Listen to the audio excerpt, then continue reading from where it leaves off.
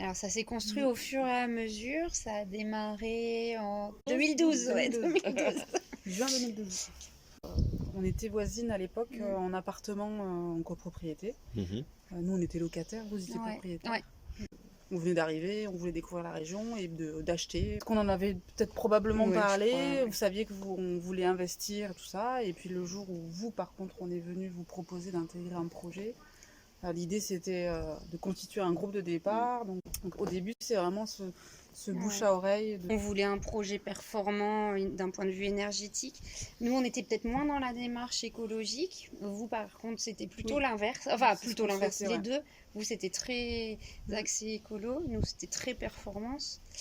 Et puis, on s'est dit, bah, de toute façon, on n'arrivera jamais à acheter un truc tout seul. Est-ce qu'on n'a pas intérêt à réfléchir à un projet commun, quoi. Ça a démarré comme ça. Et puis au final, du groupe de départ, il reste que nous. Ouais, c'est parce qu'on était combien de foyers au début? 6, on a toujours été plus ou moins 6-7 maximum, ouais. Même très vite, les premiers échanges ont fait que, bon, y en a qui sont partis, voilà, en termes de timing, de zone géographique, d'évolution de couple aussi. Ouais. Jusqu'à ce que finalement, on arrive à 3 foyers, vraiment motivés. On est venu visiter le quartier et une personne du groupe de l'époque avait entendu dire que cette parcelle-là était dédiée à un projet alternatif. On s'est positionné comme candidat sérieux. Donc à partir de là, à partir du moment qu'on a eu le terrain, ça a vraiment changé la donne. On pouvait se projeter et on a pu officiellement communiquer et essayer d'intégrer de nouvelles familles. Il y avait 2 étapes. Il y avait une étape d'intention.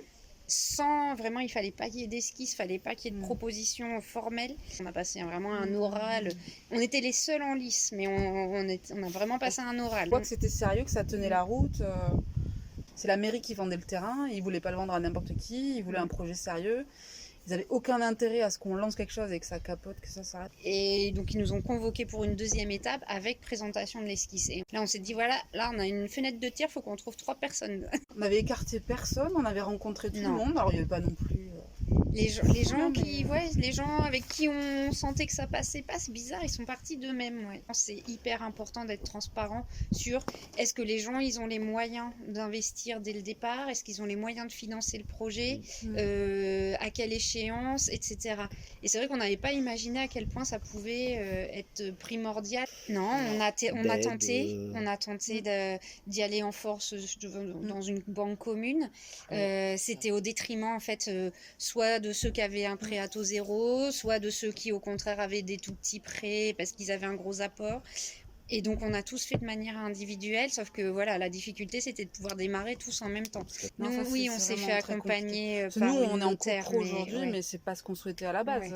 La copro ne reflète pas le côté participatif. On s'était toujours dit, il faut arriver à un consensus. Ah, bah, ça c'est pareil, c'est Mathieu qui a amené beaucoup ça. Donc l'avant-dernière famille à être rentrée. C'est des connaissances, des savoir-faire qu'il faut avoir dans le groupe.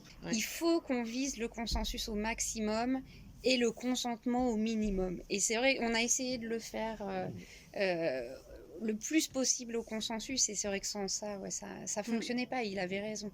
Là, on est en maison individuelle groupée pour sécuriser un petit peu le parcours de chacun. C'était beaucoup plus facile de se dire, chacun a sa petite maison individuelle, on la groupe, et puis le commun, c'est la copro, quoi. On est dans un quartier qui répond aujourd'hui à la demande de tout le monde. On n'est pas trop loin de nos travails respectifs, on peut utiliser le transport en commun si on le souhaite. Arnaud voulait être proche de la gare, donc là il n'est pas très loin non plus, il travaille à Paris. L'orientation tout convenait pour ce qu'on voulait faire dessus. C'était vraiment l'idéal. D'accord. Et puis après, le projet de vie, c'est partager des moments ensemble, c'est mettre en commun des équipements, des espaces. Puis l'année dernière, qu'on a commencé à remonter des projets parallèles, donc on a mis en place la map, l'autopartage. Enfin, on a eu le ciné-cyclo. Il y avait eu le ciné-cyclo qui est venu dans le jardin. Il y a déjà eu des petites choses qui sont... Ouais, après on ouvre beaucoup habitat participatif, journée porte ouverte. C'est vrai qu'on a toujours dit qu'on On reste très ouvert aux sollicitations de personnes qui souhaiteraient avoir des infos sur le projet. On aurait aimé que ce soit un projet intergénérationnel et finalement, naturellement, ça s'est un peu mis en place finalement. Ouais. Quand on s'est connus, on avait 30-35 ans jusqu'à 60-65. Donc, l'ensemble appartient à la copro. Et on est propriétaire au même titre que dans un logement collectif. Ouais. On est propriétaire de tantième. Si quelqu'un vend sa maison, il en parle au groupe et le groupe dispose d'un temps, alors je me souviens plus exactement, un mois pour proposer, pour rechercher et proposer une nouvelle famille. Donc on a 6 logements, c'est ça? Oui, c'est ça. Et du coup, il y a des petites variations au niveau des dimensions, ouais, voilà. Il y a une grosse variation. Parce qu'on a 165 mètres carrés pour la plus grande et 65 mètres carrés pour la plus petite. D'accord. Et en fait, voilà, l'idée c'était vraiment de s'adapter au maximum au budget, aux besoins de chacun et d'adapter le logement en fonction de ça. En fait. Après, c'était l'objet d'âpres discussions, c'est comment on finance ça, voilà, comment on finance le commun.